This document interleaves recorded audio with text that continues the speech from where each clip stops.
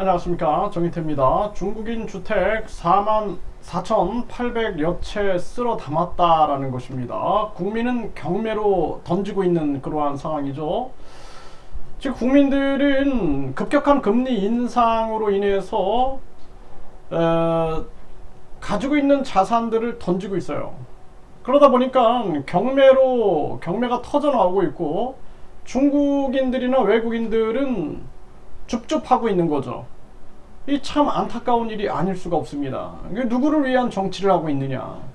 제가 작년부터 계속 말씀을 드렸습니다. 급격한 금리 인상으로 인해서 은행이 이자 잔치하고, 현금 부자들은 돈벼락을 맞게 되고, 서민들은 가계부채, 기업부채 속에서 피를 말리게 된다. 가계와 기업이 무너지게 되고 경기 침체가 나타나게 되고, 결국에는 무역이나 이러한 부분들이 무너지게 되고 생산, 소비, 투자 모든 것이 감소하게 된다.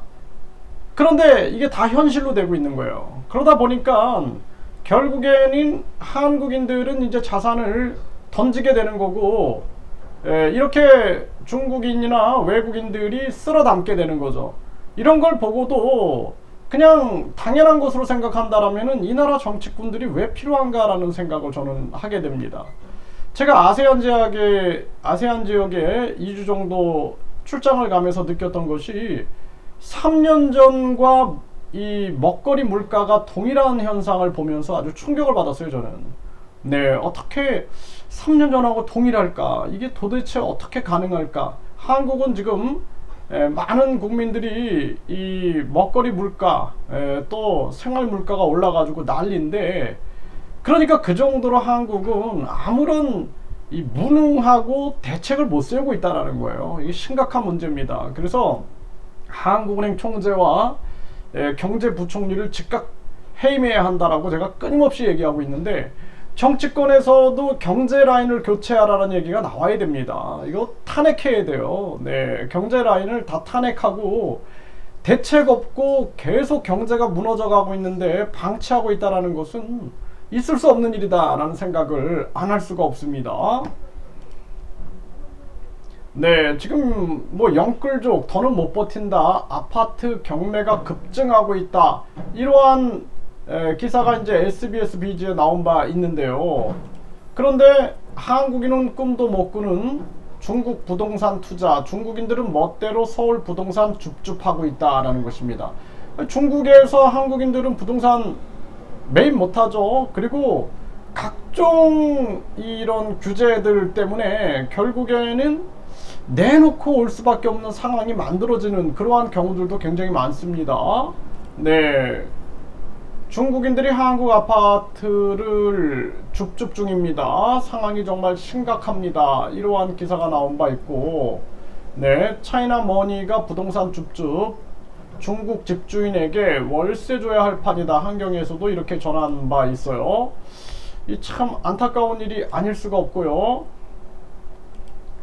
나도 내 집이 없는데 중국인 44,800여 채를 쓸어 담았다. SBS BG에서 전하고 있습니다.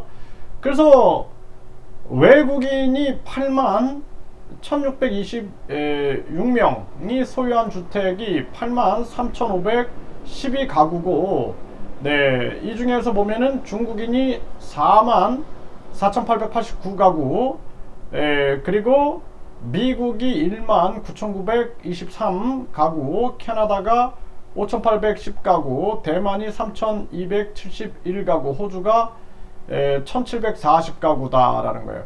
그 문제는 외국인들이 뭐 한국에 투자하는 것이 나쁜 건 아니죠. 하지만 지금 자국민들은 계속해서 지금 경매가 급증이 되고 있는 이러한 정황, 그리고 잘못된 정책, 급격한 금리 인상, 아무런 대책 없는 급격한 금리 인상이 문제다라는 것입니다.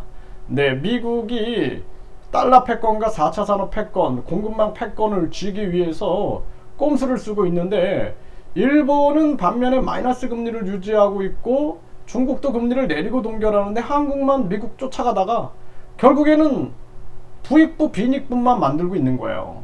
이런 정황들입니다.